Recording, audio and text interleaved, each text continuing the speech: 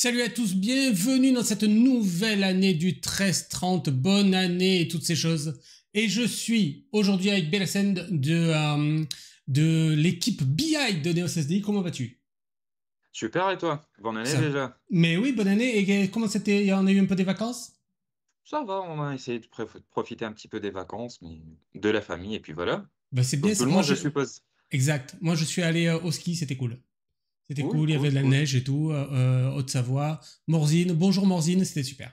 Merci beaucoup. Aujourd'hui, Belacène est là avec nous pour nous parler d'Azure OpenAI. Moi, j'ai vu un peu ce qui va suivre et c'est très très cool. Très très cool. Tu peux démarrer si tu le souhaites. Et c'est parti. Donc, tout d'abord, bonjour à tous, bonne année à tous surtout. Merci d'être présent pour cette présentation autour de Azure OpenAI. Donc, dans le menu, on aura une petite introduction du service, de comment il fonctionne, avec quoi surtout il fonctionne. On verra après quelques concepts clés pour comprendre son fonctionnement. Ensuite, on attaquera la tarification qui est un sujet assez complexe à comprendre pour certains services Azure. Et pour finir, on aura une petite démonstration de tout ce qu'on va présenter.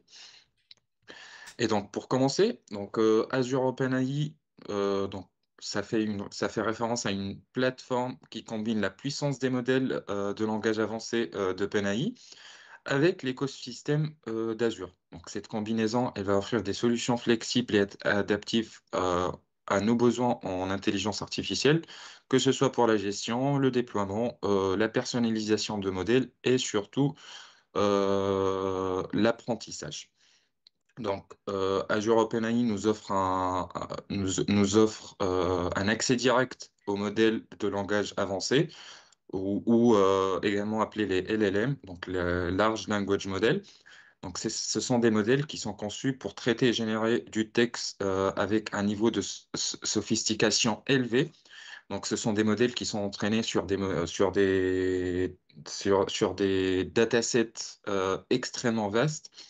Donc, avec la collaboration avec Azure, ça va nous offrir une solution complète, déjà en termes d'intégration de données. Donc, en termes d'intégration de données, donc qui va permettre une compatibilité fluide avec l'écosystème Azure et surtout une flexibilité au niveau tarifaire qui va s'adapter aux besoins de différentes entreprises. Très bien. Donc, tout d'abord, pour pouvoir accéder au service Azure OpenAI, donc on doit tout d'abord créer notre service qui nous donnera accès, qui va nous donner accès à Azure OpenAI Studio. Donc, cette brique-là va nous fournir l'accès aux ressources de gestion, de déploiement, d'expérimentation et d'apprentissage et personnalisation de nos modèles. Donc, lorsqu'on va ouvrir pour la première fois Azure OpenAI Studio, donc on va accéder, bien sûr, comme on avait dit, à partir du service Azure OpenAI dans la plateforme Azure. Donc, on va sélectionner notre ressource et la première chose à faire, c'est de créer un déploiement. Donc, créer un déploiement, ça consiste en fait à choisir notre modèle, plutôt le modèle d'OpenAI qu'on va utiliser. Donc, une fois qu'on aura déployé notre modèle, on pourra commencer un petit peu à l'exploiter dans ce qu'on appelle le playground dans Azure OpenAI. Tac. Donc, il faut comprendre qu'on peut avoir plusieurs types de modèles. Donc, Azure OpenAI nous fournit un ensemble diversifié de modèles qui proposent différentes fonctions avec différents prix.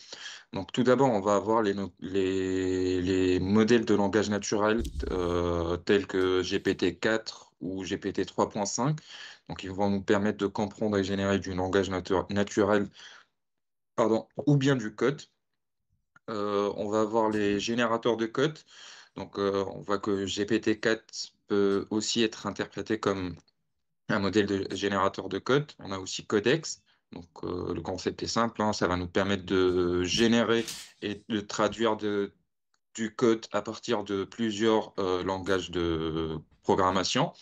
Donc, on va avoir les générateurs d'images. Donc, on a un modèle qui s'appelle DALI qui va nous permettre de générer des images à partir de descriptions textuelles. On va avoir les modèles de reconnaissance et de synthèse vocale. Donc là, il va tout simplement faire un transcript ou une traduction d'un enregistrement vocal. Et le deuxième, en fait, il va nous générer une synthèse vocale à partir d'un texte. Et pour finir, on aura les modèles embedding, en fait, et ça va être les modèles de conversion de texte en format vectoriel numérique. Et principalement, ça sert plus pour intégrer un modèle d'intelligence artificielle dans une application web ou un service, etc. Tac. Donc maintenant, on va parler des concepts fondamentaux dans les modèles, dans les LLM. Mhm. Donc, tout d'abord, on va commencer par les tokens de texte. Donc, il faut comprendre que dans un modèle, on va prendre GPT par exemple. Donc, pour fonctionner, en fait, il raisonne en token ou bien Ouais. en jeton. Donc, qu'est-ce que c'est qu'un token? En fait, un token, ça va être en fait l'unité avec laquelle on va mesurer, on va dire la taille d'une phrase ou d'un mot. Ça veut dire que euh, pour, par exemple, GPT, donc un mot hamburger, ça peut être 3 à 4 tokens. Donc un token, en fait, un token, en fait, ça peut se composer généralement, c'est 3 à 4 caractères. Tout dépend du mot, bien sûr. Mhm. On va avoir aussi les tokens d'images. Donc, pour les images, on va plus raisonner en termes de résolution. Donc, une image, par exemple, à haute résolution, ça va nous coûter à peu près 1100 tokens. Donc, ça, c'est le premier concept. Le deuxième, en fait, ça va être les prompts et complétions. Donc, en fait, il faut savoir que nous, quand on va interagir avec un modèle d'intelligence artificielle ou un LLM, donc on va lui fournir un prompt ou en fait ce qu'on va lui demander, et lui, sa réponse, ça va être la complétion. Donc ça va être composé de mots et donc par des tokens. Mhm. Donc par exemple, si on va dire à un modèle de compter jusqu'à 5 dans une boucle for, sa réponse, ça va être ce qui est affiché sur l'écran. Donc for i, in range de 1 à 6, print i. Très bien, donc maintenant on va comprendre un petit peu d'autres concepts. Donc déjà, une fois qu'on aura créé notre service, déployé notre premier modèle et passé sur le playground, donc là, on va trouver pas mal de paramètres à utiliser. Et en fait, ces paramètres-là, ils vont interagir sur la réponse du modèle. Ça veut dire que là, si on arrive à voir sur les paramètres, on va voir les pass message included, le max réponse, la température, le top P. Et en fait, ce sont des paramètres sur lesquels on va interagir pour modifier la réponse. Par exemple, la réponse, ça va être le fait de limiter le nombre maximum de réponses que le modèle peut générer en une interaction. La température, en fait, ça va contrôler l'aspect de créativité ou de la répétition de certaines réponses. Le top P, c'est assez similaire à la température, mais ça va plus filtrer que contrôler, ainsi de suite. De toute façon, on verra tous ces paramètres-là, on essaiera de jouer un petit peu dessus pour voir le type de réponse qu'on pourrait avoir. Très bien. Euh, voilà. Donc maintenant, on va passer à la tarification. Donc Azure OpenAI propose deux modèles principaux. Donc on va avoir le modèle standard et un modèle provisionnette ou provisionné en français. Donc le modèle standard facture à l'utilisation, ça veut dire en fonction des jetons ou des minutes ou des minutes consommées. En revanche, le modèle PTU offre des unités de traitement dédiées. Ça veut dire quand on va utiliser du provisionné, c'est comme si on allait réserver de la ressource.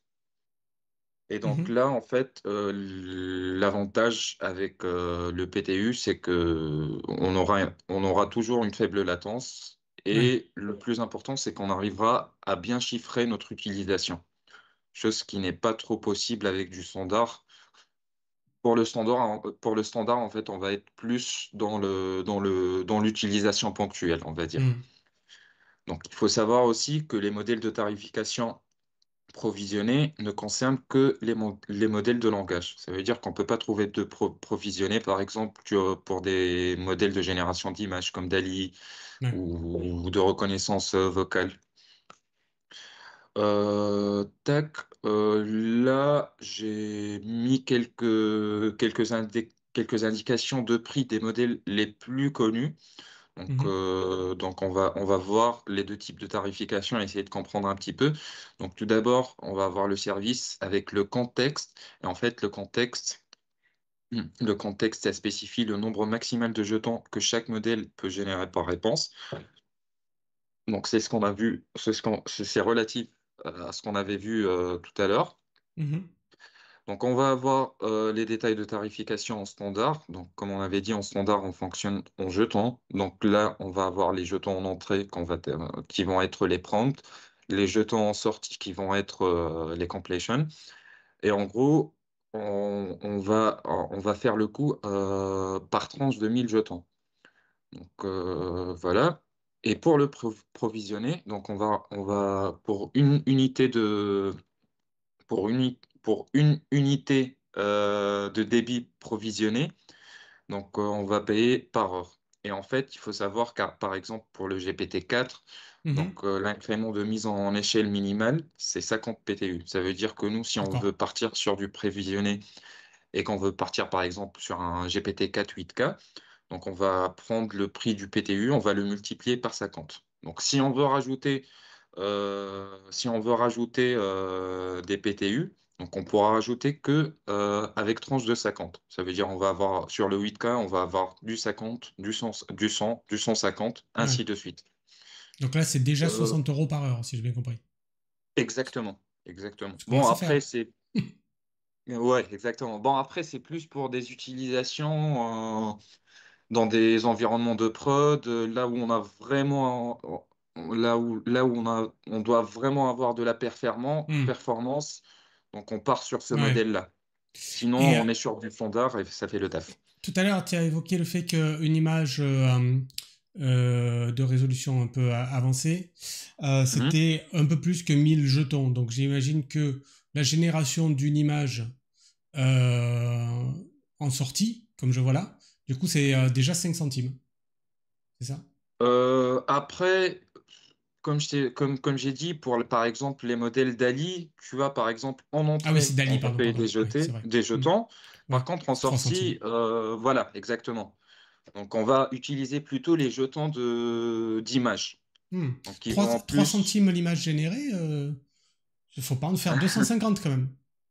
Oui, exactement. Ok, Bon, ok. après, il y a aussi le niveau de détail dans l'image qui est Ouais. assez important, bien sûr, dans la qualité aussi. Donc, Hmm. ça revient au même, on va dire. Ok. Très bien, très bien. Bon, je sais que c'est pas trop clair en termes de prix, C'est de extrêmement clair. comment, mais voilà, j'ai quand même illustré avec un exemple réel. Ah, Donc, excellent. donc en fait, on va supposer qu'une entreprise de 200 personnes, donc une entreprise de journalisme, on va dire, qui Mhm. génère par exemple une cinquantaine de rapports de mission, une centaine d'articles marketing et 2500 de questions via un chatbot. Donc sur le standard, on va voir la consommation par semaine par rapport, enfin plutôt oui, par rapport, par article marketing et par question.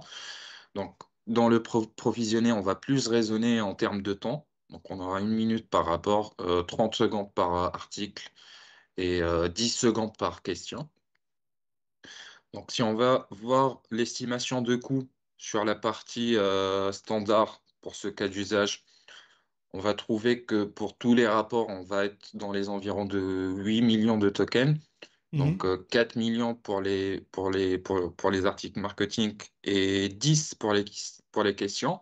Donc, après avoir effectué le calcul, donc notre consommation mensuelle, ça va être dans les alentours de 1 200 euros. Ok. Par contre, pour notre cas provisionné, comme on avait dit, on va raisonner en termes de temps. Mhm. Donc on va avoir 500 minutes par rapport, enfin pour tous les rapports, pour les questions et 250 minutes pour le contenu marketing. Et au final, on va se retrouver avec 1900 à peu près euros pour ce modèle. Donc, ce qui nous dit que réellement, on devrait partir sur une utilisation standard, vu que c'est Ouais. relativement une utilisation ponctuelle, qui sera plus bénéfique pour nous, on va dire. Si par exemple j'ai envie de dire, l'utilisation de cette entreprise venait à augmenter, donc ça serait peut-être mieux de passer sur du provisionné dans ce cas-là. Ouais. Ok. Voilà, voilà. J'espère que j'étais assez clair. T'étais superbement clair. Moi, j'ai tout Eh ben compris. parfait. Le chat Top. aussi. Voilà, le chat aussi. Hop là. Parfait, top. Donc on va passer maintenant à notre dernière partie qui va être la démonstration. Et en fait, pour la démonstration, j'ai choisi de parler un petit peu du RAG Mhm. ou le Retrieval Augmented Generation. Donc en fait, c'est une méthode qui va combiner les modèles de récupération et de génération de données pour fournir des réponses précises et contextuelles par rapport à nos données. Ça veut dire que l'objectif ici, c'est de pouvoir mettre nos données ou intégrer nos données avec notre modèle GPT pour que lui, il va utiliser ces données en utilisant d'autres services en parallèle et pour nous fournir des réponses à propos de nos données.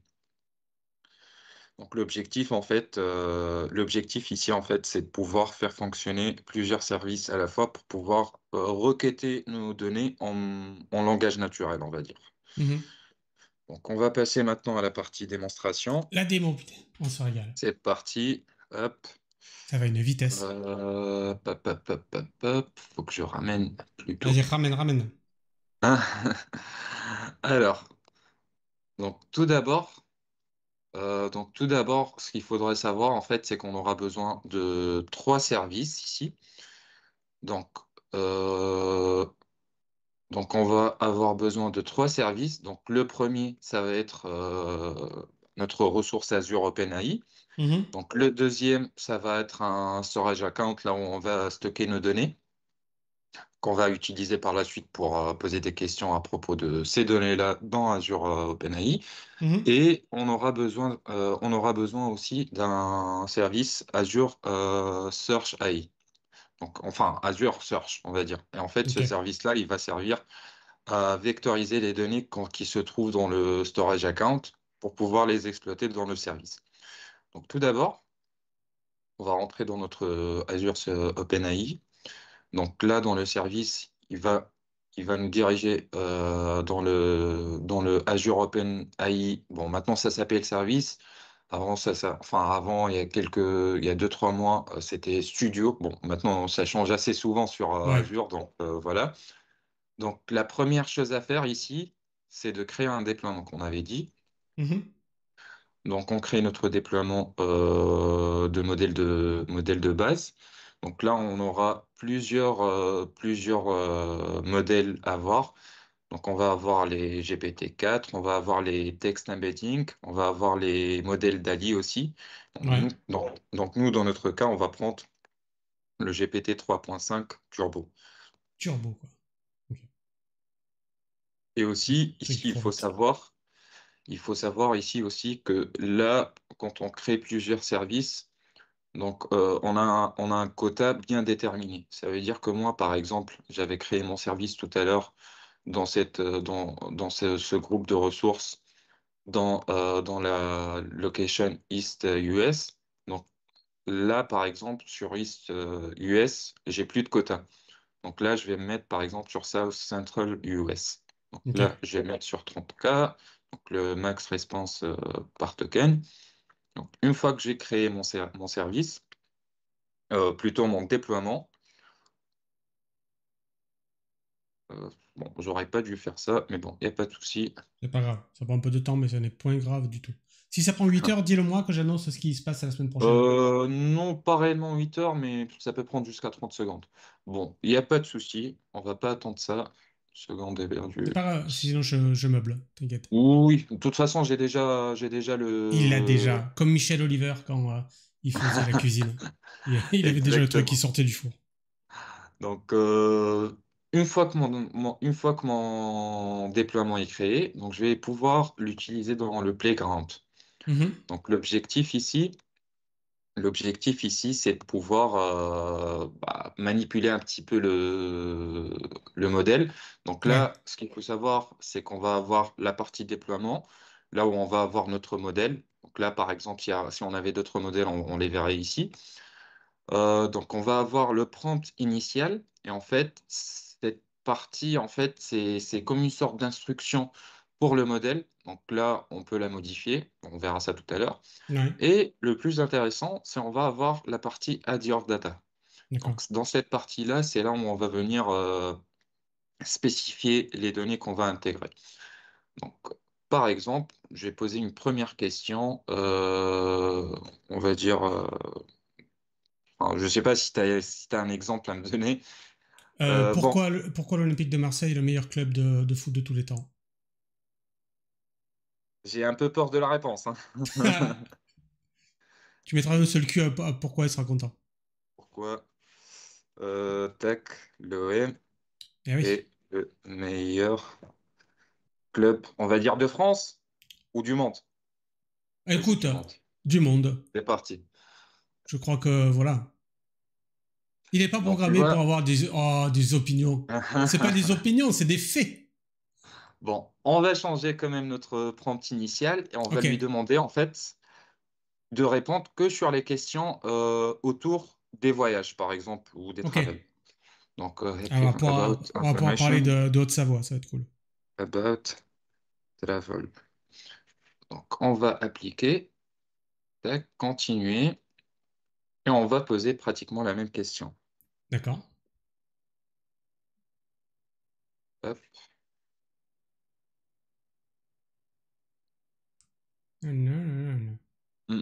Ah non, là pour le coup, c'est pas parti. Bah, Ah oui, c'est vrai. les voyages, c'est pas trop les voyages, l'OM. Oui, oui, oui, oui, parce qu'en Mais, fait, fallait que j'intègre mes données avant. Bon, je ah, vais changer ok, la ok. question. Changeons la question. Alors, je vais rester sur les voyages et je vais choisir une question. Après, je vais mettre mes données et voir comment il va réagir. Donc, Pourquoi euh, Marseille est la meilleure destination du monde? quelle destination? Sinon, je te contredis pas, mais c'est pas la question que je vais mettre. Quelle destination choisir pour un voyage de nightlife, par exemple? Ouah, putain, le mec, il est bilingue et tout, quoi. Ça rigole pas. C'est le mec du BI, quoi. Ah ouais, Exactement. carrément, vas-y. Donc Bangkok, là, Las Vegas, quoi. voilà. Donc là, ils vont me proposer pas Y mal a, de choses, ouais. enfin pas mal de choix. Y a pas le Une creuset, par fois, exemple, tu vois. exactement. Donc maintenant, je vais mettre mes données. Et en fait, mes Ok. données, en fait, c'est des brochures d'une agence de voyage. Ah, sympa ça. Ok. C'est une brochure c'est des brochures pour une agence de voyage qui contiennent 6 brochures pour chaque destination. D'accord. Donc, ça va être lui, mon index. Ah non, plutôt lui. Voilà. Hop, next. Donc, la recherche sémantique. Mhm. Next, à travers une key API. Voilà. Save and close. Ok. On va reposer la même question. La même. Hop. Donc là, comme tu as vu, il a proposé plusieurs choses, on va dire, Mhm. plusieurs destinations. Donc là, on va faire la même question. Et là, pour le coup, ah, merde. Il réfléchit. Bon, je vais prendre l'autre modèle parce que là, visiblement, il n'a pas envie de marcher. Ah oui, il marchait pas? Je crois qu'il était juste un Euh, peu plus lent. c'est l'effet démo, hein. Tout à l'heure, il marchait correctement. Mais ce n'est rien. Mais bon, j'ai un backup de toute façon. C'est prévu pour ça. C'est là où il est fort, quoi. Le Exactement. mec a tout prévu. Ah Si bah ça, oui. c'est pas la classe. Tac, on va prendre. Tat, tat, tat, tat. Hop, c'est lui. Ok, pendant que tu fais ça, j'annonce, parce que moi je suis quand même un mec qui annonce comme ça, Oui, bien sûr, bien que sûr. la semaine prochaine, il n'y aura pas de 13h30, les amis. Pourquoi? Oh merde, je suis à l'hôpital. Je me fais Ah, opérer, dis donc. Donc, voilà, le prochain 13h30, ce sera le 22. Mercredi 22 janvier, hein, pas non plus mars. Quoi. Et ce sera du React Native avec Nelson Pereira. Ça va être bien. Et en plus, je serai remis. Donc ça, c'est bien aussi. Voilà. C'est re à toi. bon, j'ai pris ce modèle-là. Ouais, En gros, bon, j'ai enlevé les données et je vais les remettre histoire de voir le principe. Donc, ouais. index 1330. Tac, tac, tac. Alors, donne-moi. Ouh, j'ai déjà la question. Tac. C'est ça qui est bien. Donc là, pour le coup, Donc là, c'est vu sans que les je lui ai données. posé des... là, c'est sans les données. Là, pour Mhm. le coup, dans le prompt initial, je lui ai demandé de chercher des informations à propos des voyages, mais qui doit donner la réponse que en français. Ça veut dire que D'accord. moi, si je vais lui dire euh, which destination to go for night life purposes.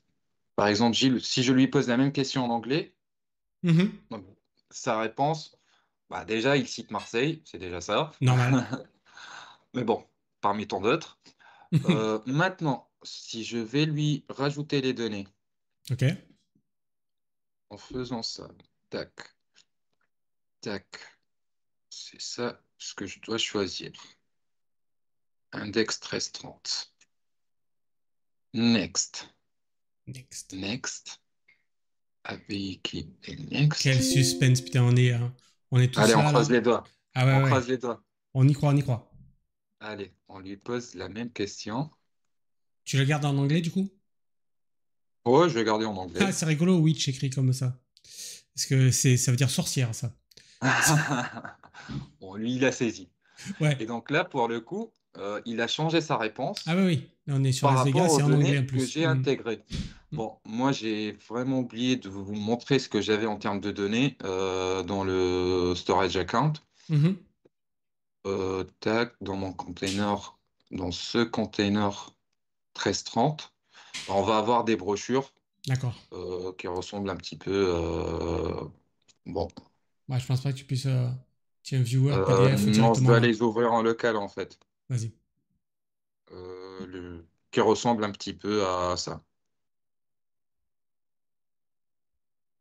avec quelques données en intérieur, Mhm. à l'intérieur. Enfin voilà, juste pour le principe.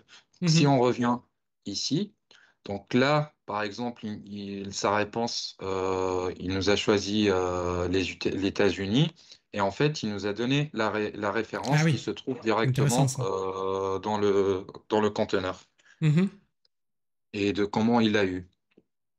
Si je reviens ici, plutôt, si je reviens ici et que je pose une autre question, peux-tu me proposer des hôtels à Las Vegas, par exemple? Ouais. Ah, en termes d'orthographe, c'est pas ça.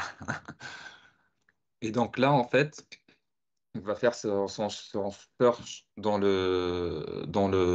la brochure, et en fait, Mhm. il va me sortir les hôtels qu'il arrive à trouver, D'accord. ainsi que le site dans lequel je peux aller pour voir plus en détail ce qui m'a sorti. Ok. Bon, on est un petit peu serré par le temps, mais juste pour voir une petite dernière chose.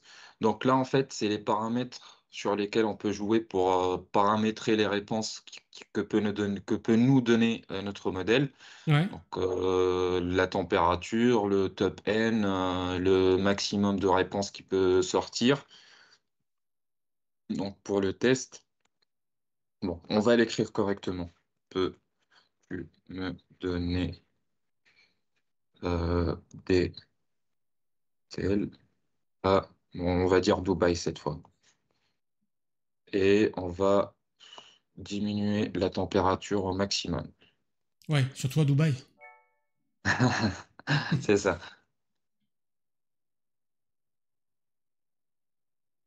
Ah, voici quelques options. Hop. Ah, oui, ça arrive. Tac. Et voilà. Bon, là, ça, c'est assez similaire à la réponse à la première réponse parce que j'avais changé, diminuer la température. Mhm. Mais par exemple, si je vais diminuer ou augmenter le max response, je vais avoir par exemple une réponse plus lente ou plus courte. Ok. Pareil donc là, pour les past messages included, en fait, il va prendre en compte les 10 derniers messages Ouais. cités. Ça veut dire que dans le 11e message, si je lui demande, dans le 12e message, si je lui demande quelque chose qui est relatif au premier message qu'il a envoyé, donc il va pas prendre en compte la réponse qu'il m'a faite Ouais, la normal, première fois. normal. Donc c'est comme si je te disais, il va pas apprendre de cette réponse-là. Mhm. Voilà, voilà. Je sais pas si j'ai oublié quelque chose. Mais écoute, moi, ça me J'espère que paraît ça a très, été très bien. intéressant. Ah, ben moi, Euh, je me suis régalé. Moi, j'étais, Si tu as j'étais des dans le régal. questions, Alors, le chat n'hésite n'a pas pas. n'a pas de questions. Non, on était bien, c'était intéressant. Et puis, on a vu dans les slides que tu as évoqué aussi toutes ces propriétés, la température et tout ça, ce que ça voulait dire. Donc, je vais bien entendu poster le replay comme d'habitude sur Yes. la Neos TV. Et puis, je vous dis pas à la semaine prochaine, mais à la semaine d'après. On a dit le 22. Voilà. Merci beaucoup, Bellassène. C'était cool. Merci, merci à toi et bon courage pour ton opération de la semaine Je prochaine. te remercie. Et je Et tu remercie nous pas le donneras chat. des nouvelles, du coup. Ouais, t'inquiète. Allez, à bientôt, salut. Allez, ciao, ciao.